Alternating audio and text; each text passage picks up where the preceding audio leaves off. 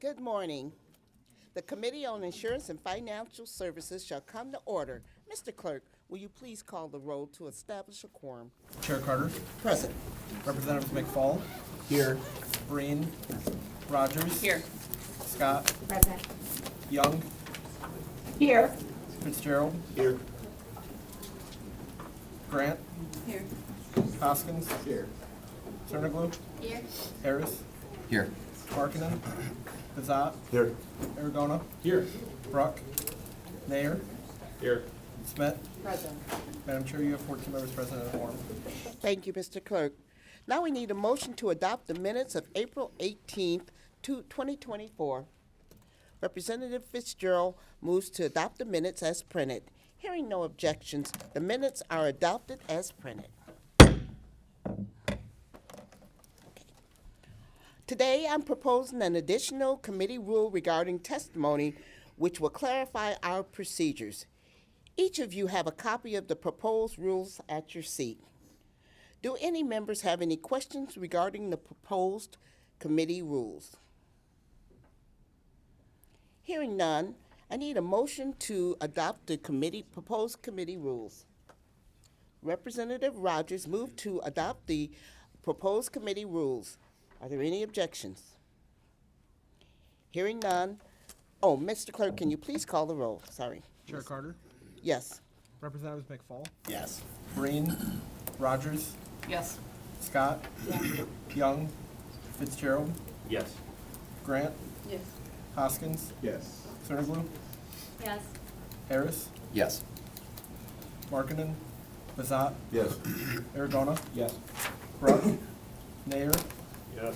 Smith. Yes. Madam Chair, you have 13 yeas, 0 nays, 0 pass. Thank you. The committee rules is adopted. The next item on our agenda is a vote on Senate Bill 27, for which we heard testimony last week. I can read in the cards. Do we have any cards?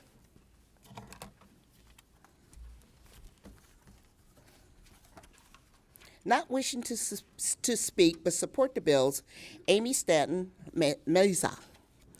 Not wishing to speak, supports the bills, Donna Baker Miller, MCG Health. Okay. We need a motion to report Senate Bill 27 with recommendations.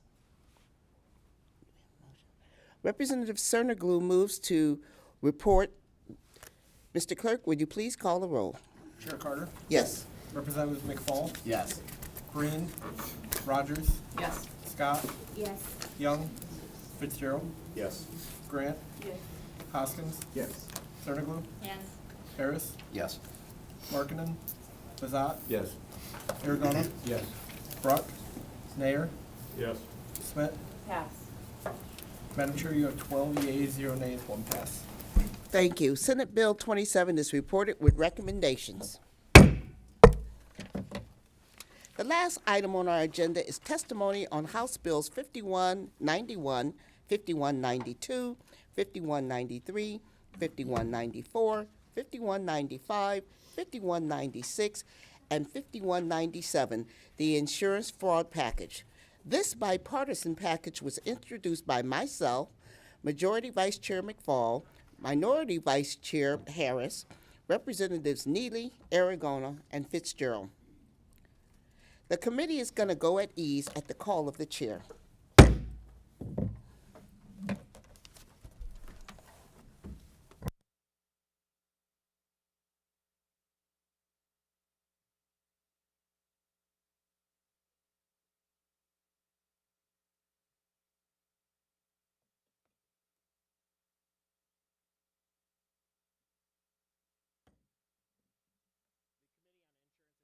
Services will come to order.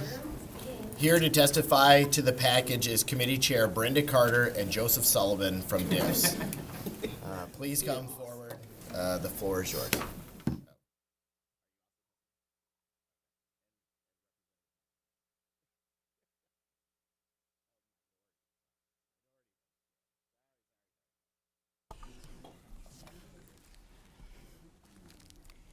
Good morning, Mr. Chair and members of the committee.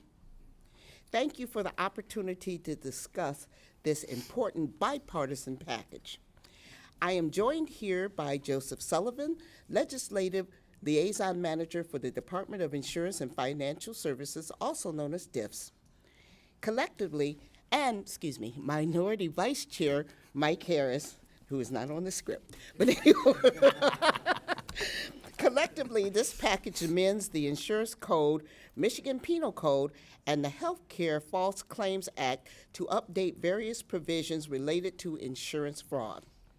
Generally speaking, insurance fraud occurs when an insurance company, agent, adjuster, or consumer commits a deliberate deception in order to obtain illegitimate gain.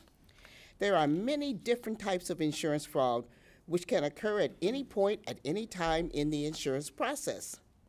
While insurance fraud varies in degrees of sophistication, some basic examples include filing a false claim to collect insurance money, inflating the degree of damage to property, billing insurance companies for unnecessary treatment, and premium fraud.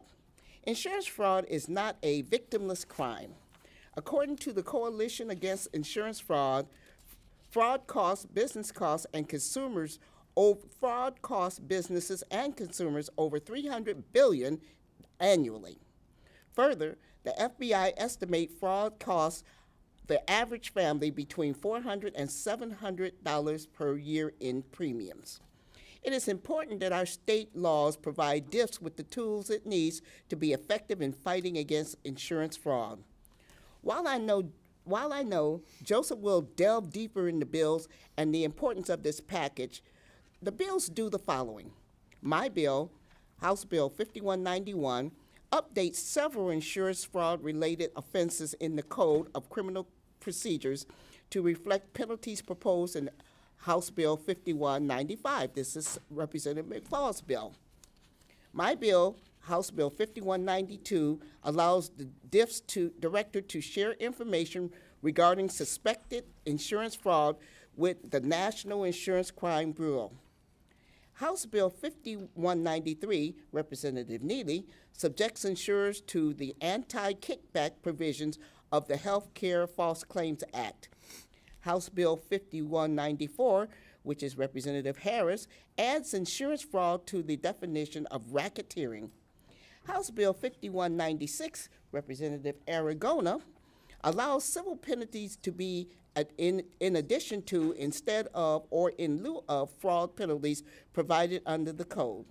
And House Bill 5197, Representative Fitzgerald, requires insurers to file a fraud report with the DIFS director if they reasonably believe or know that a fraudulent act has occurred. Before I turn it over to Representative Harris and Joseph, I would like to thank my co-sponsors for agreeing to sponsor this bill package. I also would like to thank the DIFS and stakeholders for bringing these no-nonsense reforms to my attention and for continuing to work with us. I welcome your support. But before we go to Joseph, we will go to Representative Harris for his remarks. Thank you, Madam Chair, Mr. Chair. Committee members, thank you again for letting us bring this forward and present to you. As the chair alluded to, I mean, the amount of money that we lose in the United States, not to mention Michigan, is astounding when it comes to insurance fraud. Obviously, these issues can impact premiums for our constituents, the care, the insurer's ability to serve customers that are in need, and tie up our valuable judicial and law enforcement resources. As the committee knows, I served a career in law enforcement. We investigated a lot of insurance fraud, but I went on after that to work for a private investigation firm where our main focus was insurance fraud. And the amount of fraud that we saw and investigated was really disgusting. And the impact that it has on our state and our people, I think, it should be paramount in us addressing this, and I'm just glad that the chair has brought this forward, and DIFS has been a very active part in this, and I hope the committee considers voting this out. Thank you. Joseph. Thank you both for that great overview and your partnership on this issue. So the goal of this package is to ensure that the DIVS Fraud Investigation Unit is equipped with as many tools as possible to help with their efforts. Reports of fraud come to the unit from the general public, consumer victims, companies, law enforcement agencies, and other governmental agencies.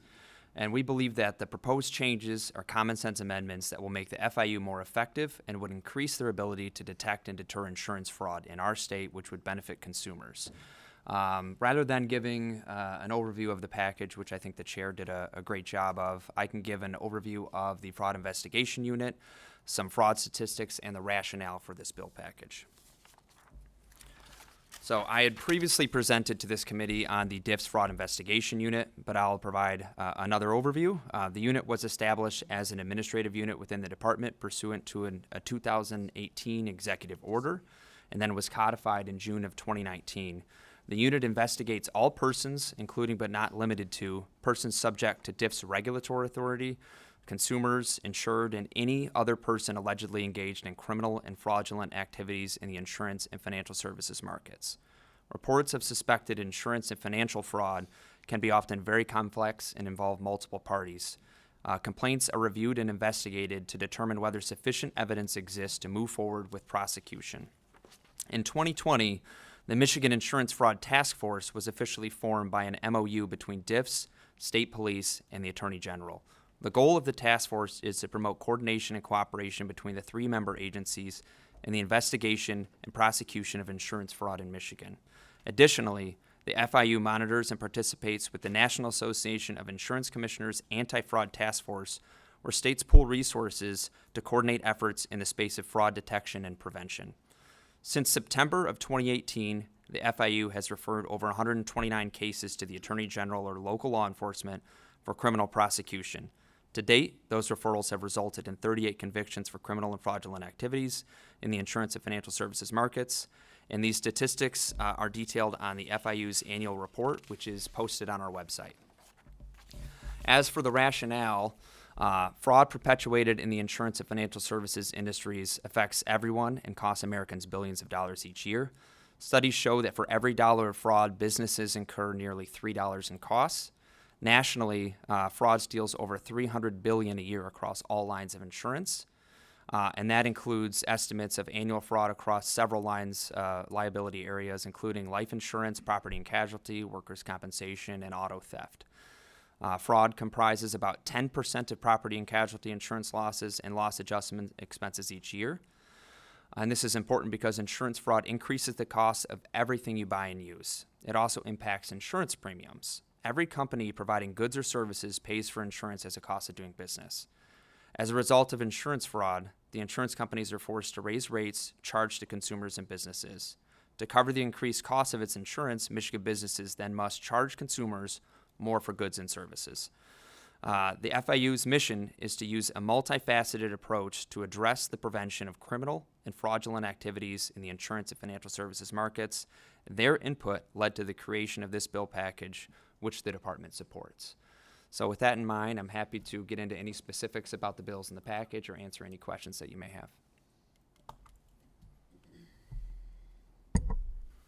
have. Does anyone have any questions?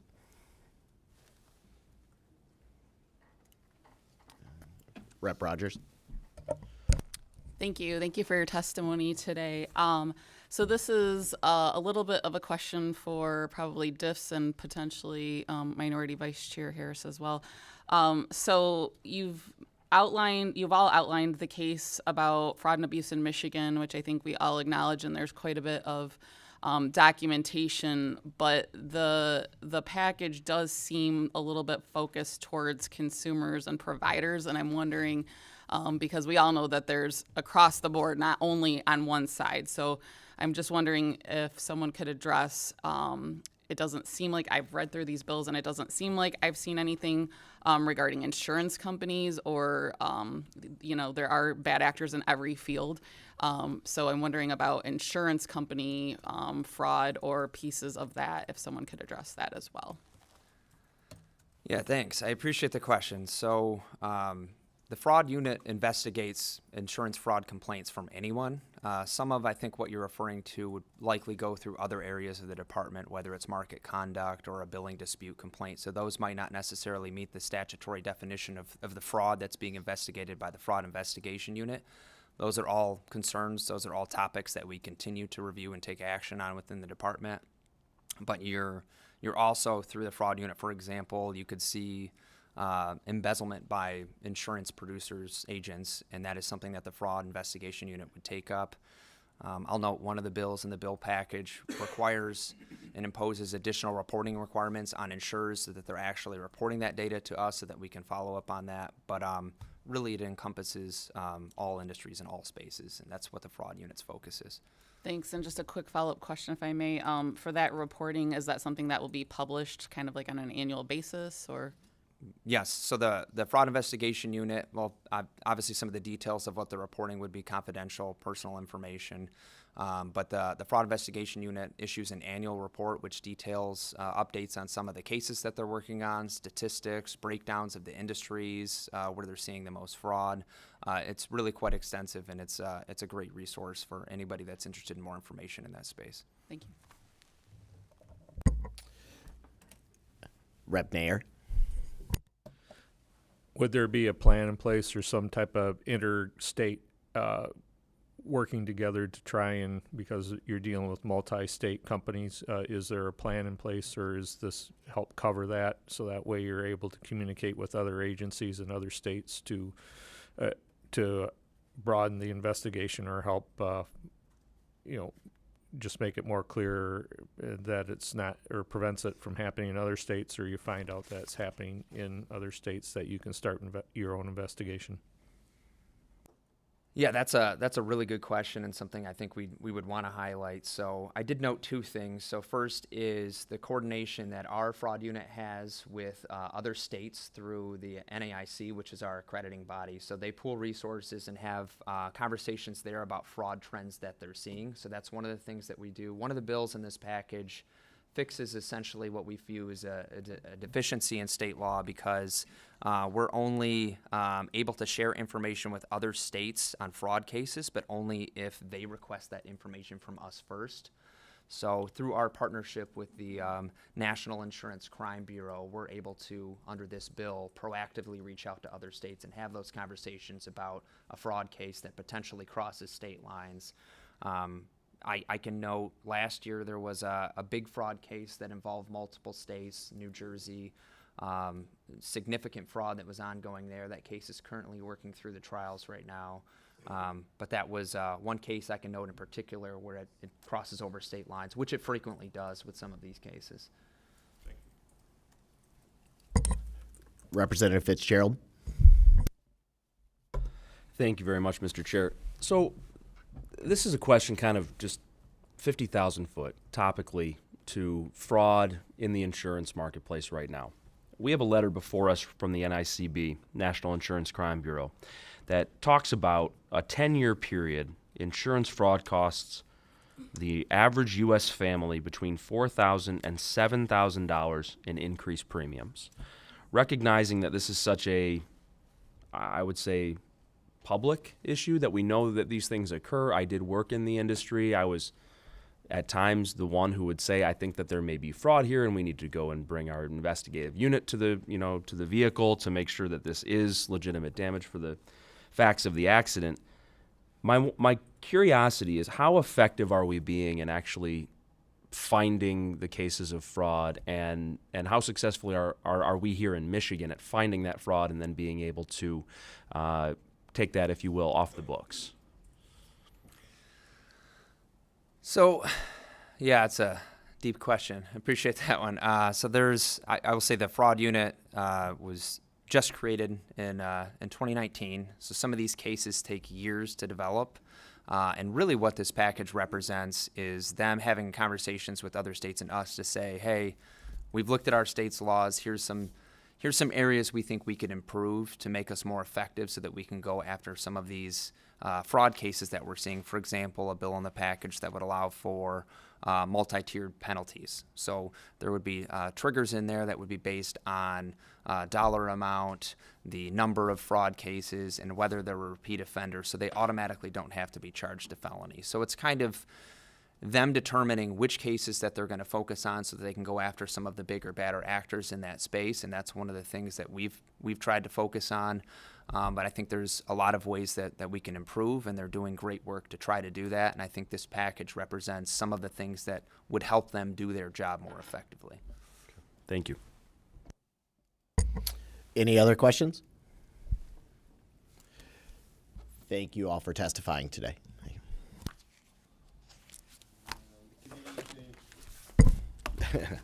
The committee is going to go at ease and call the chair.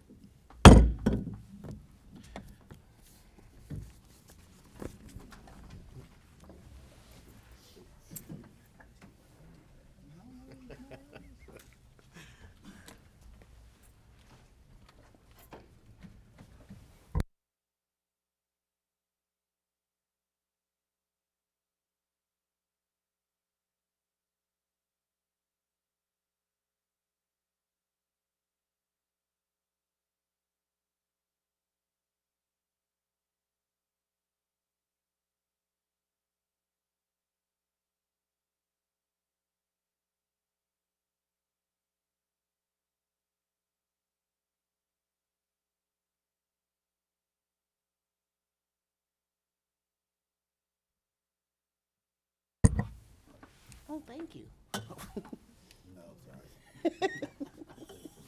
Anyway.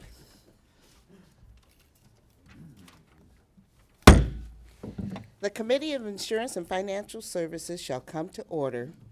Now I'll read in the cards.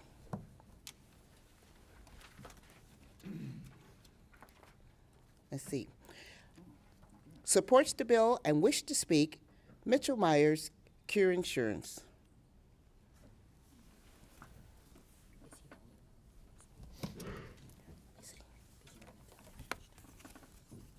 Oh, yes, we have 4 minutes, please, if you can limit your comments to that. We just adopted those bills. Thank you. Thank you. Good morning, Chair Carter and members of the House Insurance and Financial Services Committee. My name is Mitchell Myers. I'm an attorney with Citizens United Reciprocal Exchange, also known as Cure Auto Insurance. We're one of the fastest growing car insurers in Michigan.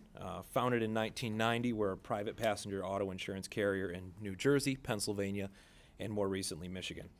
We recently celebrated our 2nd year of doing business in the state and the opening of our first office in downtown Detroit. We're here in support of the bills in front of the committee today and thank the sponsors for advancing this very important package of bills that ultimately help protect policyholders and help lower rates for Michigan drivers. Cure Auto Insurance specifically expanded our business into Michigan and did so for one reason: the 2019 no-fault reforms. Signed by Governor Whitmer, this legislation and this overhaul put fee schedules in place effective July 1st, 2021. Without it, we would not be here in the state. Currently, we insure over one. Excuse me. Please stick to the fraud package. Okay. You're going beyond that. Thank you so much.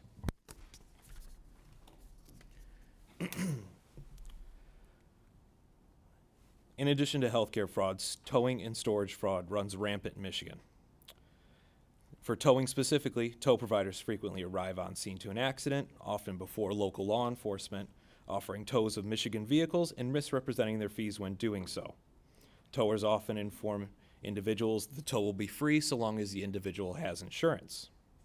These vehicles are then passed off to collision shops where more fee gouging is able to take place. By the time the bill arrives to the insurers, the charges usually amount to several $1,000s. This fraud transfers wealth of Michiganders from the pockets of Michiganders into bad actors through increased policy premiums throughout the state. Michigan's no stranger to healthcare provider fraud. Unscrupulous providers bill for treatment that was never actually performed, including the prescribing of unnecessary and excessive treatment. Insureds also commit fraud on their applications for insurance, illegally reducing their premiums at the expense of others. Ultimately, all of these instances of fraud cost Michiganders hundreds of millions of dollars annually. The current system, which relies almost exclusively on the Fraud Investigations Unit and the Attorney General to investigate reports of fraud, is simply not working well enough to combat such widespread fraud. In the FIU's 2023 annual report, over 3,500 reports of fraud were received. 65 investigations were opened, with 43 closed for lack of evidence. Only 13 cases resulted in charges being filed. Although CURE strongly supports the proposed legislation to strengthen protections against insurance fraud, placing an additional burden on the FIU and Attorney General will not solve this problem entirely. CURE vehemently believes that a private, statutory cause of action allowing insurers to pursue claims of insurance fraud is necessary in the state of Michigan. Other states have done so with great success, specifically when the statutory cause of action includes significant deterrence, such as an award of attorney fees and treble damages when an insurer is successful in proving fraud in a court of law.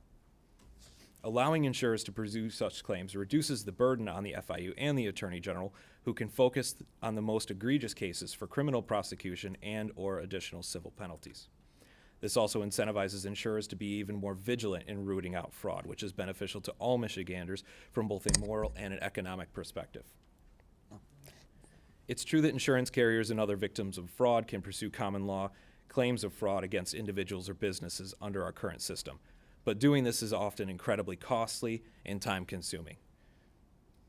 For example, if CURE believes an insured or a healthcare provider is committing fraud, CURE has to spend significant time, money, and effort to investigate it, typically in federal courts where cases are often hung up for several years. The claim likely ends up in litigation, languishing the court system, resulting in thousands of dollars being spent on attorney fees. Excuse me, can you please wrap up? Yes, You're at thank you. time. Thank you. In closing, I'd like to thank Chair Carter for welcoming me today and thank the sponsors for supporting this important package of bills. We applaud the legislature's initiative to reduce insurance fraud as evidenced by these bills and urge every member to consider additional cost-saving amendments to help lower insurance rates and allow insurers to pursue claims of fraud directly with adequate deterrence and penalties as I discussed here today. Thank you very much. Thank you for your testimony. Members, do you have any questions? Hearing none, once again, thank you. Okay. Do we have any absent members?